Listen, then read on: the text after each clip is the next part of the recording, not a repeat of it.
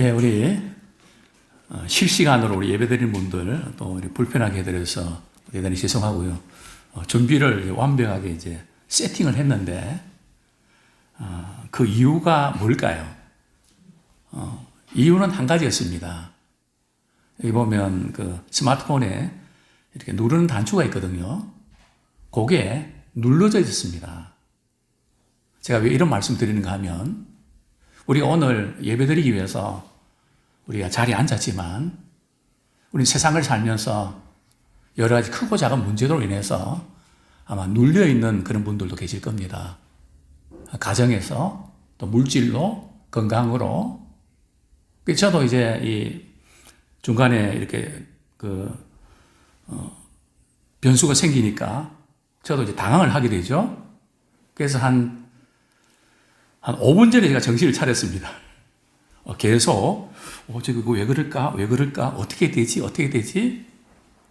그래서, 우리 성도님들이, 이렇게 교회 와서 예배 드리면서, 여전히 우리가 세상에 살면서 이런 생각, 저런 생각, 이런 문제, 저런 문제, 우리 가지고 있는데, 그게 예배 드리면서 그것이 계속 그냥 진행이 될 수도 있고, 그것이 전환이 될 수도 있습니다.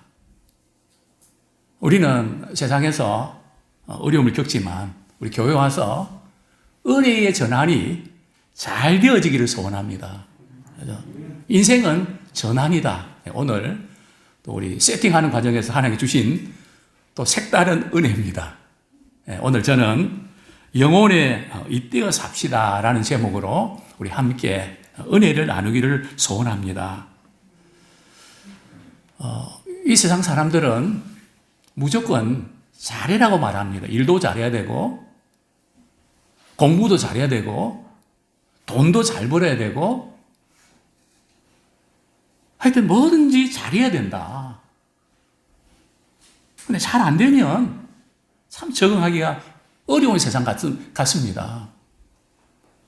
물론 우리는 잘해야 되죠. 잘하고 싶죠. 그러나 그 누구도 잘할 수 있도록 기다려주고 받아주고 도와주는 분은 별로 없는 것 같습니다. 그냥 잘하라고. 그러면 되냐고. 근데 제게는 그런 질문이 있었습니다. 왜 잘해야 되는데?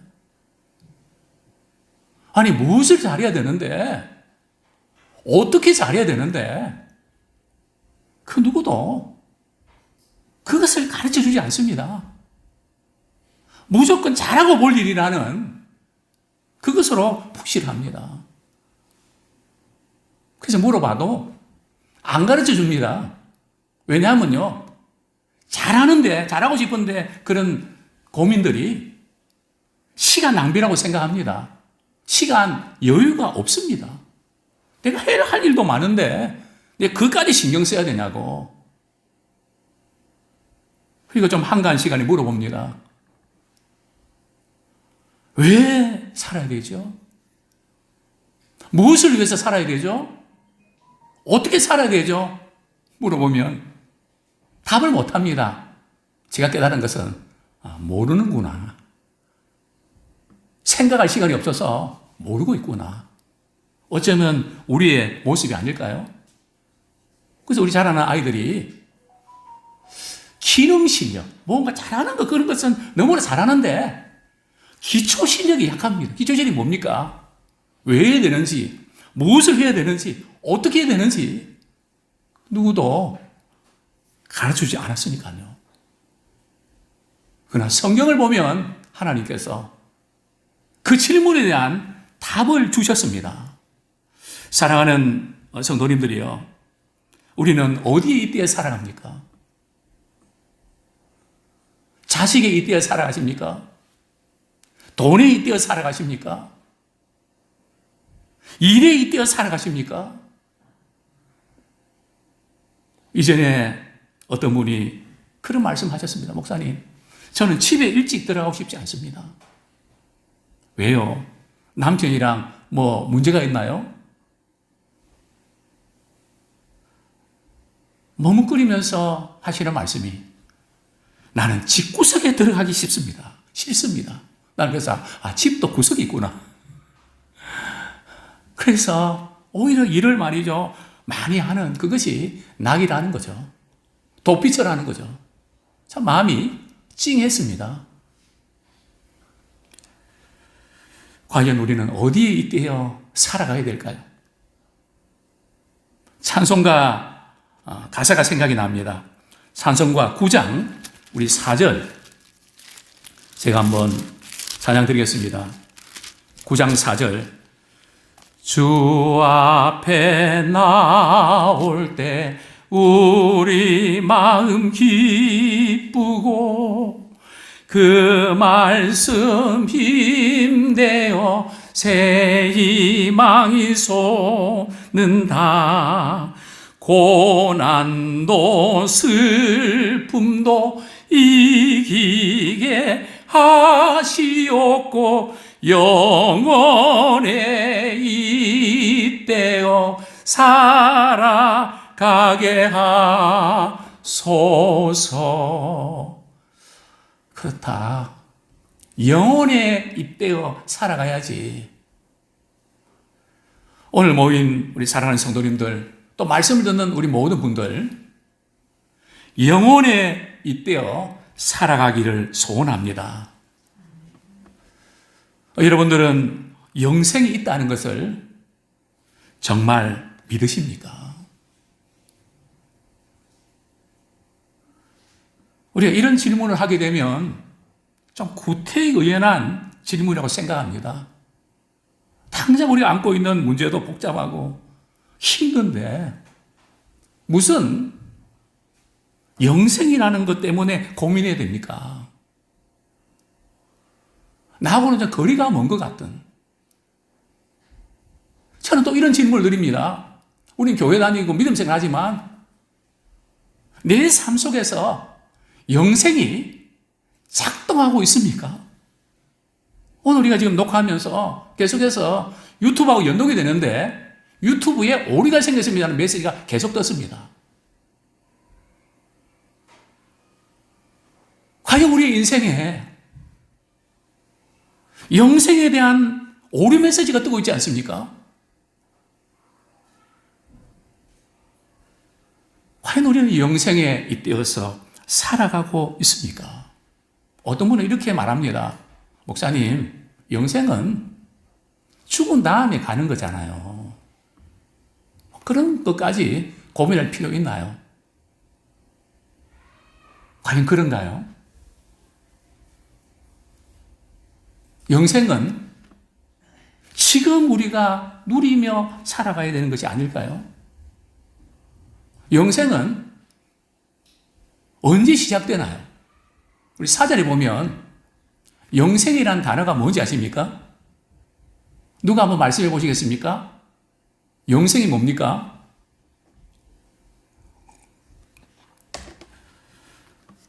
말 그대로 영원한 생명 아닙니까?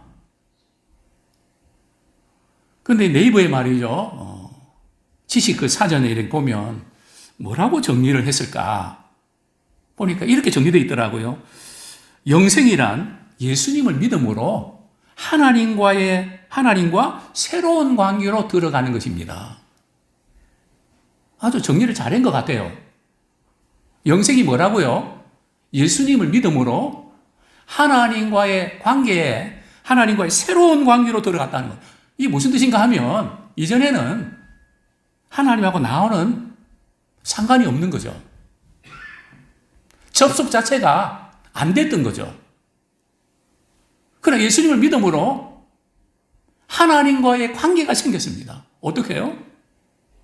찬양을 드리고 싶습니다. 또 찬양을 드리는데 자꾸 눈물이 납니다.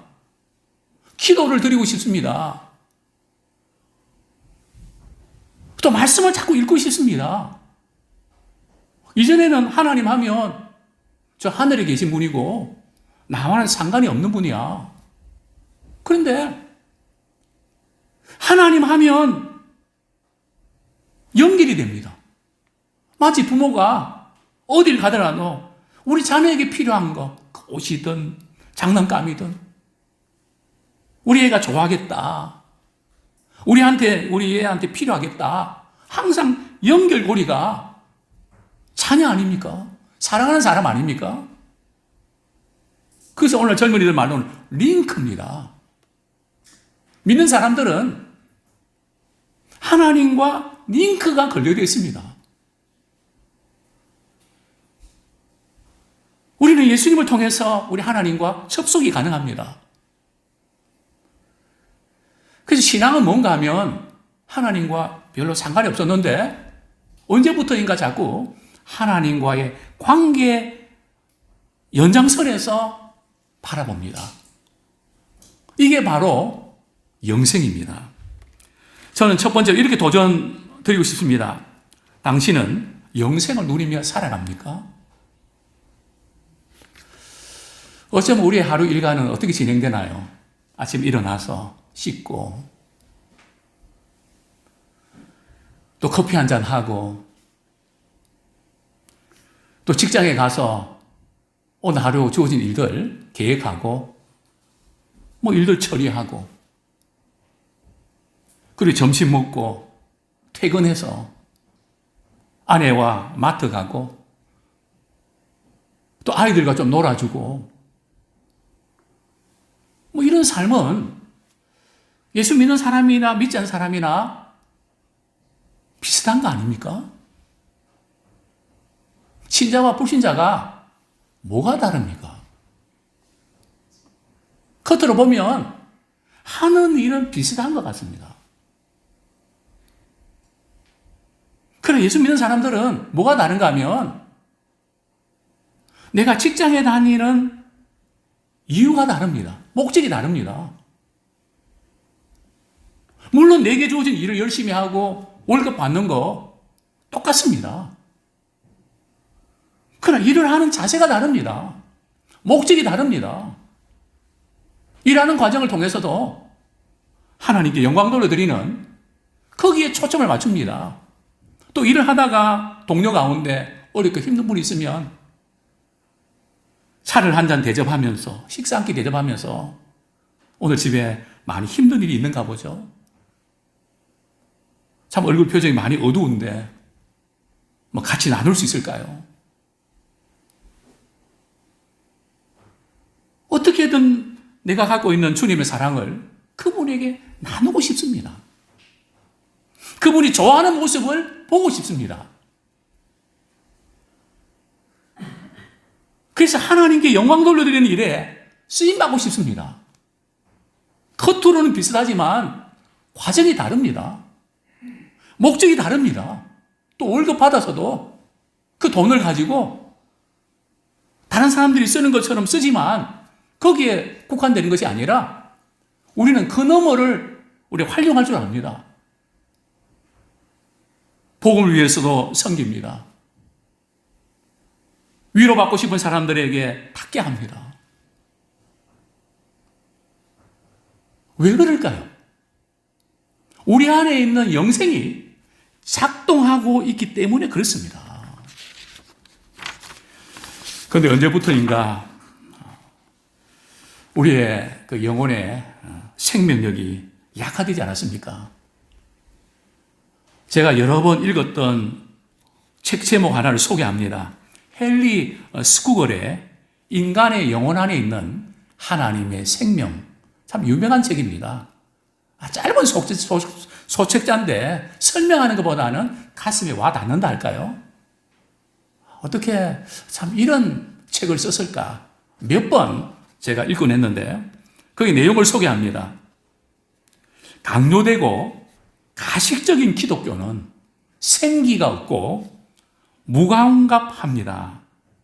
억지로 그리스도의 삶을 사는 자는 마치 무거운 짐을 머리 위로 들어 올리는 것과 같습니다. 그들의 신앙은 냉담하고 활기가 없습니다. 그들은 마치 사랑하지 않는 남자와 결혼했지만 의무감 때문에 자신의 역할을 수행하는 여자와 같습니다. 결혼을 했지만 사랑했기 때문에 그냥 의무감으로 그 역할을 수행하는 그런 아내와 같다는 거죠. 우리가 신앙생활을 혹시 그렇게 하고 있지는 않나요? 요한일서 5장 10절 말씀 다 같이 한번 읽겠습니다. 요한일서 5장 10절 말씀 시작. 하나님의 아들을 믿는 자는 자기 안에 증거가 있고 하나님을 믿지 아니하는 자는 하나님을 거짓말하는 자로 만드나니 이는 하나님께서 그 아들에 대하여 정언하신 증거를 믿지 아니하였습니다. 그렇습니다. 하나님의 아들을 믿는 사람은요, 뭐가 있다고요? 자기 안에 증거가 있다는 겁니다. 우리가 하나님의 아들 예수 그리스도를 믿으면 우리 안에 증거가 있는데요. 그 증거가 도대체 뭘까요? 우리 11절 말씀 우리 같이 한번 읽겠습니다. 시작. 또 증거는 이것이니 하나님이 우리에게 영생을 주신 것과 이 생명이 그의 아들 아래에 있는 그것이니라. 분명히 믿는 사람은 증거가 있거든요. 예수 믿는 것은 받은 증거 많도다.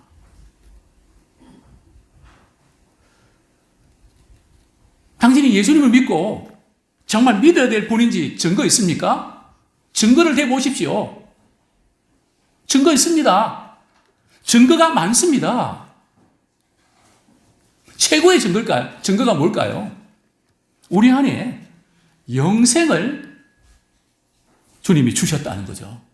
하나님께서 우리에게 영생을 주셨다는 겁니다. 그런데 영생이 있음을 아는 분도 있는 것 같고 없는 분도 있는 것 같습니다.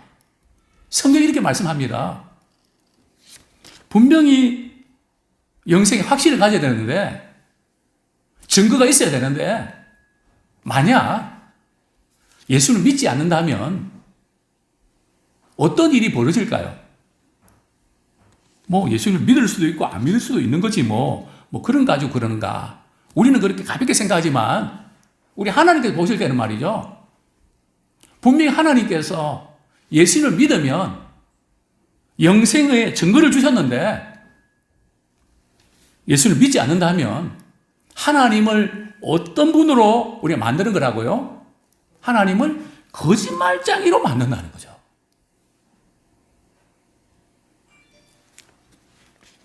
간혹 그런 경우 있지 않습니까? 덤탱이를 쓴다 그럴까요? 사실은 그게 아닌데 내가 책임져야 되고 내가 오해를 받아야 되는 그런 경우 있지 않습니까?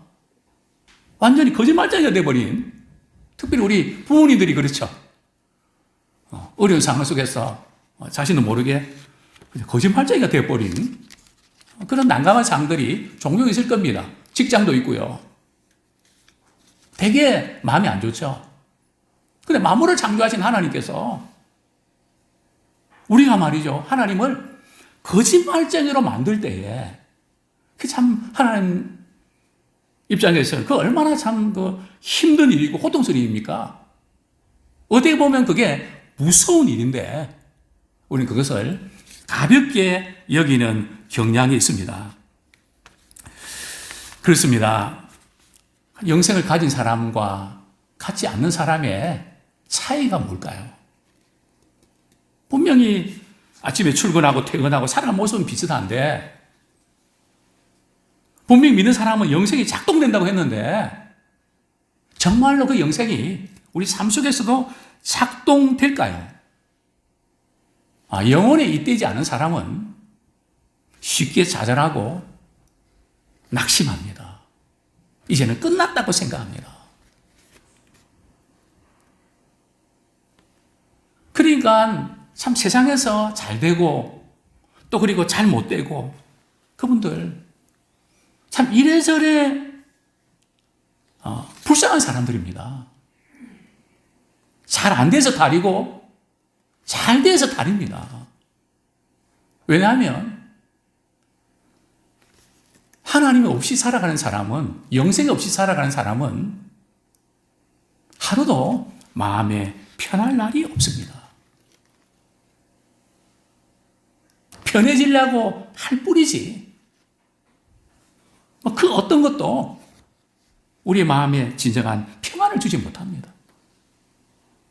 뿐만 아니라 진정한 만족이 없습니다. 저는 그동안 정말 부유한 우리 성도님들 또 여러 번 만났습니다. 제가 설교하면서 당신의 부유함 때문에 진정한 만족이 있습니까?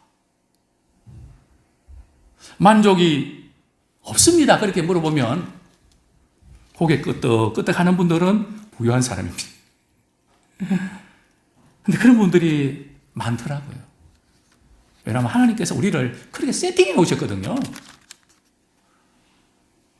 이 세상 그 어떤 것도 우리에게 진정한 만족을 주지 못합니다.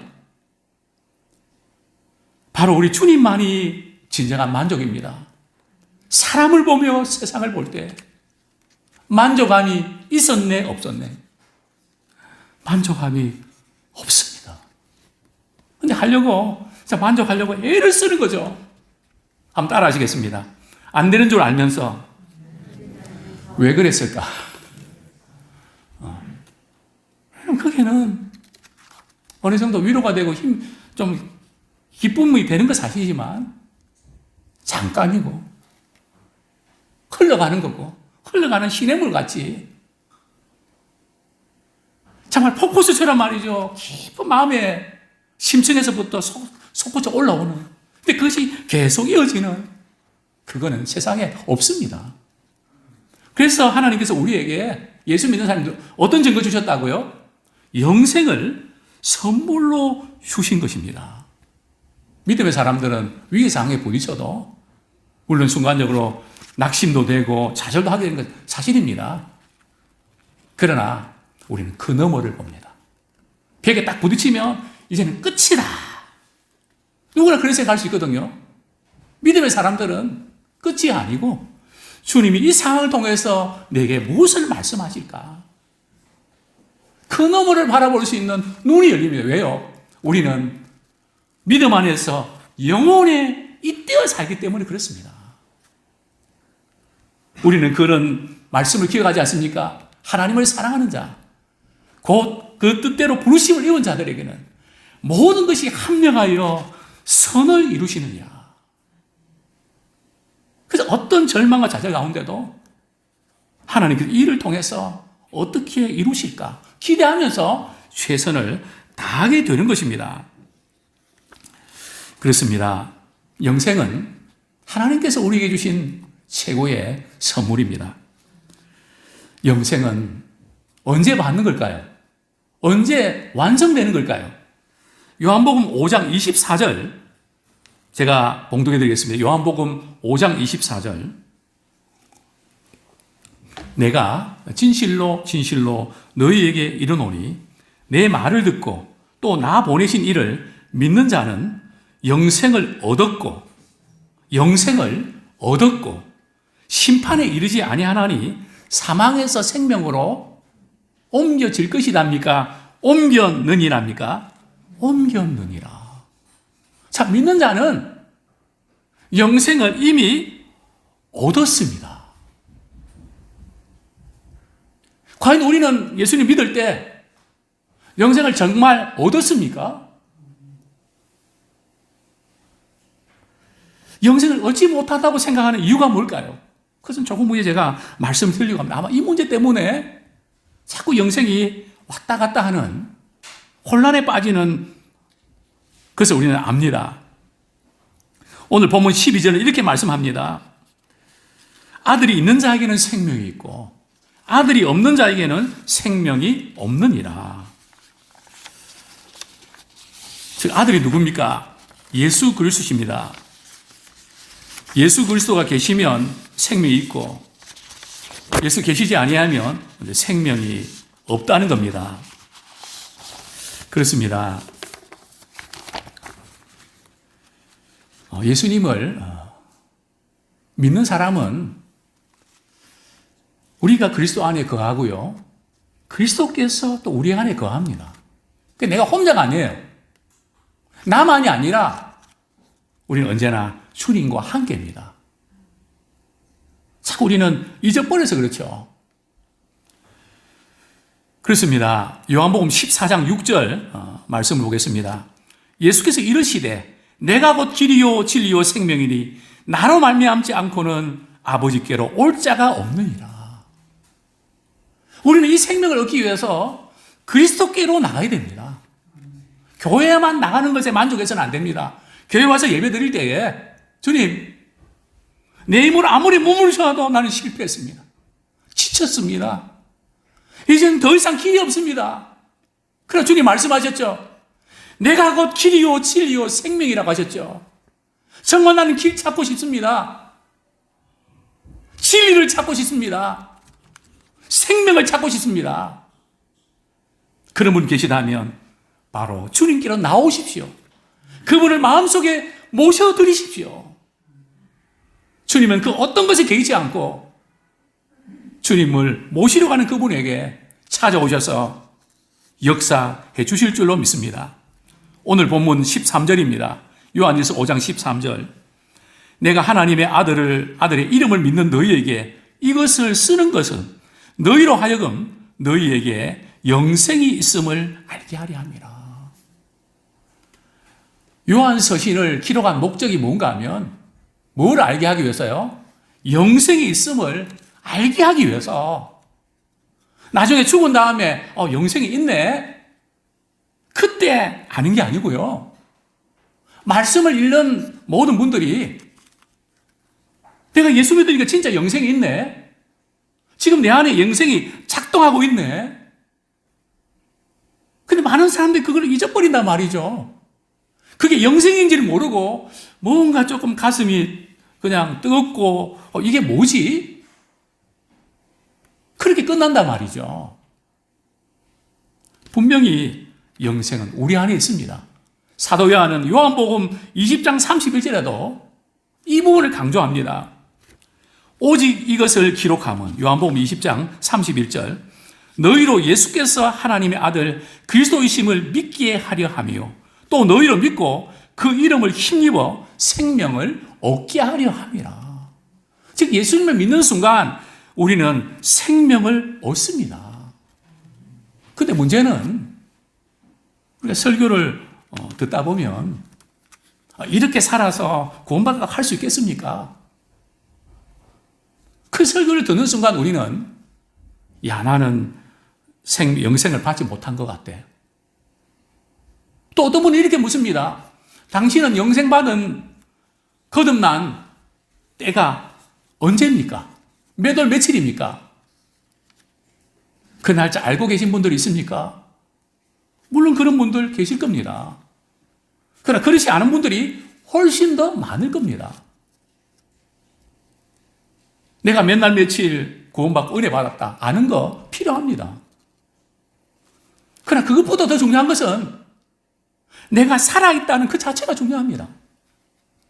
우리 하나님께 반응하고 그 은혜를 힘입고 정말 주님을 사랑하는 그 마음이 있다는, 그 영적으로 살아있고 영생이 작동하고 있다는 겁니다.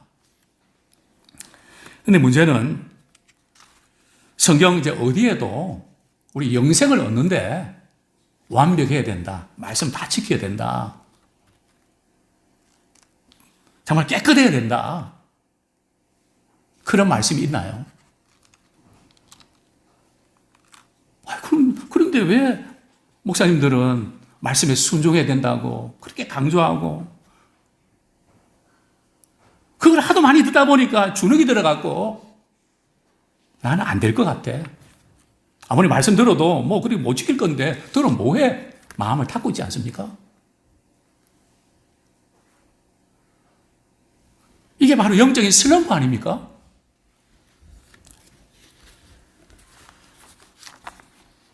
그래서 차원이 다른 겁니다. 우리에게 이런 갈등이 있다는 것은 영생이 있다는 겁니까? 없다는 겁니까? 영생이 있다는 겁니다. 영생이 없는 사람은 이 영적 싸움이라고 할까요? 이 갈등이 없습니다. 그런 걸 가지고 신경 쓰냐고. 편하게 생각해. 편하게 생각해. 우리는 편하지 않습니다. 저는 오랫동안 목회하면서 여러분이 물었습니다. 권사님들에게, 권사님, 오늘 이 시간 주님이 나를 부르시면 우리 권사님은 천국에 갈 확신이 있나요? 웃으십니다. 없습니다. 왜요? 저는요, 마음에 꺼리끼는 게 많거든요. 또 말씀에 순종하지 못한 것들이 너무 많거든요. 그래서 제가 또 묻습니다. 권사님, 그러시면 죽을 때까지 그 문제 해결할 자신 있나요? 그럼 어떻게 대답하는지 아십니까? 해봐야죠. 그래도 안 되면요, 할 수 없죠.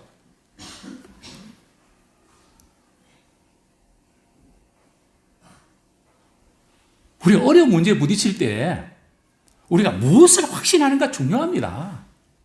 사람과의 관계도 삐걱거리고 힘들 때 믿음이 중요합니다.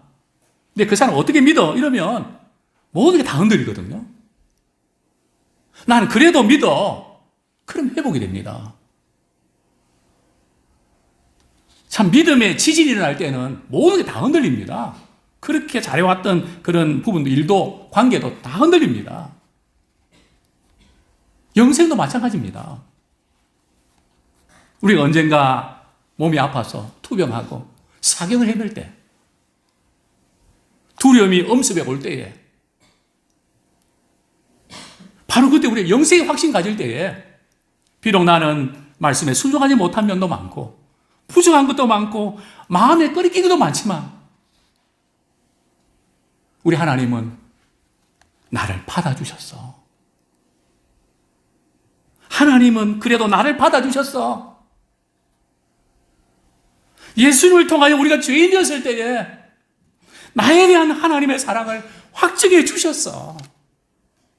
내가 잘 되었을 때에, 잘 나갈 때 그게 아니고, 우리가 아직 연약할 때에, 넘어질 때에, 원수 되었을 때에, 죄인 되었을 때에 주님은 나를 받아주셨어. 믿는 자는 영생을 얻었다. 우리 이 확신을 가지고 살아가기 원합니다. 자, 그러면 왜 말씀에 순종하고 그 부분을 강조하십니까? 근데 그게 안 되는데 그럼 어떡합니까? 영생의 확신은 내 믿음이 좋아지고 또 잘하고 그걸 기다려서 확신을 갖는 게 아닙니다.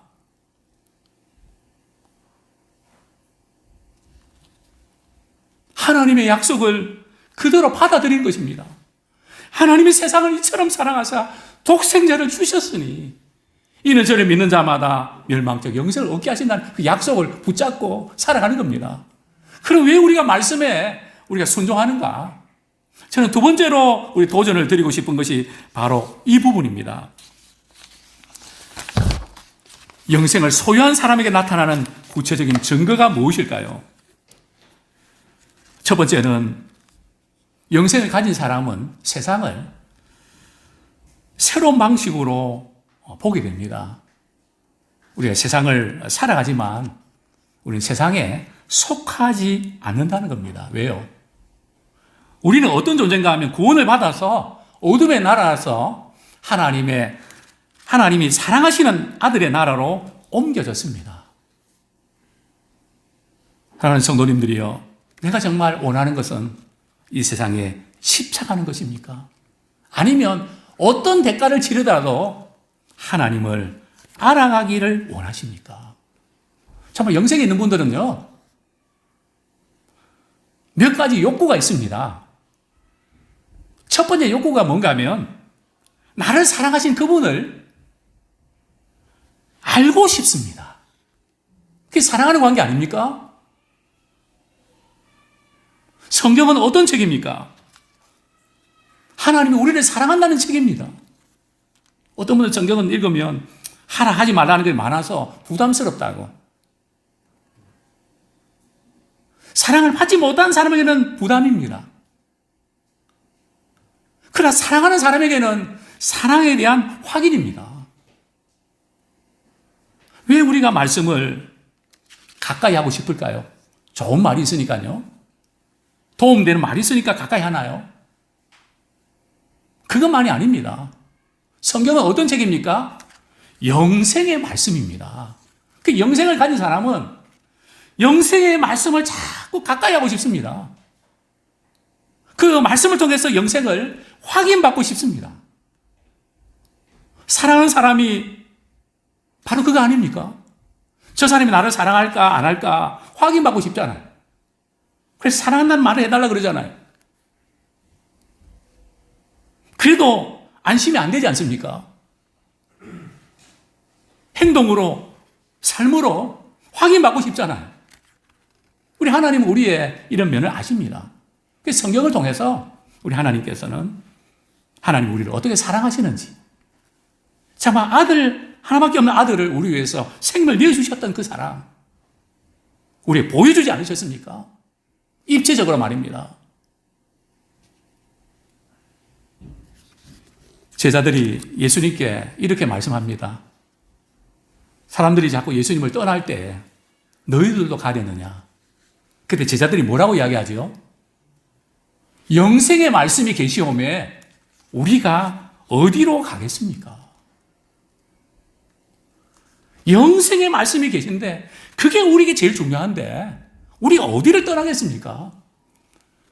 영생의 말씀에 우선순위를 두는 교회가 되기를 원합니다. 또 우리가 되기 원합니다. 우리는 그저 성경을 읽게 된다, 읽어야 된다, 어떤 강조 때문에 우리가 읽는 그 정도가 아니라 자꾸 끌립니다. 내가 시간 있으면 뭘 하고 싶습니까? 내게 생각지 않은 시간이 생긴다면 영생을 가진 분들은 말이죠. 성경을 한번 실컷 읽고 싶습니다. 밥도 누가 해준답니다. 근데 왜 우리에게 그런 하나님의 말씀을 실컷 읽고 싶은 마음이 약화되었을까요? 다른 것이 너무나 우리 속에 많이 들어와서 그렇습니다. 정말 영성이 잘 작동되는 분들은 말이죠. 하나님의 말씀을 읽고 싶습니다. 누가 읽으래서가 아니라 그냥 아침에 일어나면 그 말씀을 읽으면서 은혜에 빠져들어갑니다. 그러면서 말씀을 읽을 때에 생명이 또 작동합니다. 그 힘으로 세상을 살아갑니다. 자, 두 번째로 영생을 소유한 사람이 나타나는 구체적인 증거는 기도하고 싶은 갈망이 생깁니다. 기도는 여러 가지 요소가 있지만 저는 크게 두 가지 요소를 말씀드리고 싶습니다. 기도는 하나님과 사귀는 것입니다. 요한일서 1장 3절에 보면 우리의 사귐은 아버지와 그의 아들 예수께서 더불어 누립니다. 기도는 하나님과 교제하는 것입니다. 서로 사랑하는 사람은 만나고 나누고 싶어 하는 겁니다. 영생이 제대로 작동하는 사람은 말이죠. 기도하고 싶습니다. 근데 우리는 기도하고 싶은 마음이 있는데 그거를 다른 것으로 자꾸 차단을 시켜서 말이죠. 마치 누전 차단이 되는 것처럼 차단돼서 그렇지. 분명히 영생이 있는 사람은 기도하고 싶습니다. 기도하게 됩니다. 다시 한번 우리는 이 영생의 확신을 다시 한번 회복하는 우리 모두가 되기를 소원합니다. 요한일서 5장 14절 15절 제가 읽어드립니다. 그를 향하여 우리의 가진 바 담대함이 이것이니 그의 뜻대로 무엇을 구하면 들으심이라. 우리가 무엇이든지 구하는 바를 들으시는 줄 안즉 우리가 그에게 구한 그것을 얻은 줄을 또한 아느니라. 기도는 하나님 아버지와 자녀들의 관계를 확인하는 겁니다. 우리가 기도할 때 하나님 아버지 이렇게 찾을 때에 하나님께서 얼마나 기뻐하신지 모릅니다. 제가 언젠가 말씀드렸죠. 이전에 아파트에서 살 때 그 아침이 되면 이제 아이들이 학교를 가고 이렇게 서로를 부릅니다. 그러면서 아이가 아버지를 인사하면서 아빠 합니다. 그러면 저는 누군가 저를 찾는 줄 알고 두리번거립니다. 하나님 아버지. 우리는 그분의 자녀 아닙니까? 우리는 기도할 때 하나님 우리 아버지가 되시지 나는 그분의 자녀야. 기도 안 하면 이 관계가 멀어집니다. 우리가 교제하고 기도할 때 하나님 구체적인 거 많은 응답 주시지만 그것은 그 다음의 문제입니다. 관계가 확인되면 하나님께 필요한 것을 우리에게 주십니다. 사랑하는 성도님들이요, 오늘 성경도 이렇게 말씀합니다. 우리 요한일서 5장 15절 말씀 같이 한번 읽겠습니다. 시작. 누구든지 우리가 무엇이든지 구하는 바를 들으시는 줄 안즉 우리가 그에게 구한 그것을 얻은 줄을 또한 아느니라. 하나님 아버지와 우리의 자녀 관계가 분명하게 설정되어 있으면, 세팅되어 있으면 어떻게 되는가 하면 우리가 구한 그것을 말이죠, 얻은 줄을 또한 안 돼요. 아직 얻지 않았는데 기도만 하고도 말이죠, 얻은 줄을 안다는 거예요. 이것은 뭐 이런 의미일까요? 주님이 나에게 주실 줄 믿습니다. 나를 자꾸 설득하고 그렇게 하면 주님이 주신다는 뜻일까요? 아닙니다. 성령께서 우리에게 하나님의 뜻대로 기도할 때에 그분과 나의 관계가 너무나 확실하기 때문에 이미 얻은 것과 다름이 없습니다. 우리 그런 말 하잖아요. 다 받은 것과 다름이 없다고. 왜요? 그 사랑과 그 은혜를 아니까 우리는 그것을 알게 되는 것입니다. 그래서 우리는 하나님 앞에 기도할 때 담대히 기도할 수 있습니다. 우리는 하나님 앞에 담대히 기도하지 못하는 것은 물론 죄 때문에 꺼리끼는 게 있어서 담대하지 못하는 경우도 있지만, 우리 그 부분을 꺼리끼는 것은 주님 앞에 제가 잘못했어요. 그러면 끝납니다. 그리고 바로 우리는 창조주 하나님 아버지, 우리를 구원하신 하나님 아버지이기 때문에 우리는 담대히 하나님께 기도하는 겁니다. 왜요? 하나님 우리에게 영생을 선물로 주셨기 때문에. 그래서 이 관계를 우리 삶 속에서 계속 말씀과 기도 속에서 계속 확인해 나갈 때에 또 우리는 담대히 기도할 수 있는 힘을 얻게 되는 겁니다. 아무쪼록 이런 영생에 대한 확신, 영생을 누리며 살아가는 우리 모두가 되기를 축원합니다. 이 시간 말씀 붙잡고 우리 같이 한번 결단의 기도를 드리겠습니다. 정말 우리는 어디 이때에 살아가십니까? 돈입니까? 물질입니까? 사람입니까? 우리는 어떤 결과를 초래했습니까? 이제 우리는 영원히 이때에 살아가는 우리가 될 수 있도록 하나님은 우리에게 영원한 생명을 선물로 주셨습니다. 죽어봐야 아는 게 아니라, 물론 우리가 죽음 이후에 주님 오실 때 이 영생이 완성이 됩니다. 그러나 지금도 우리는 영생을 누리며 살 수 있습니다. 우리 시간 말씀 붙잡고 회개와 결단의 기도 드리겠습니다. 하나님, 무정하고 연약한 저희들을 무시간대 이처럼 사랑해 주셔서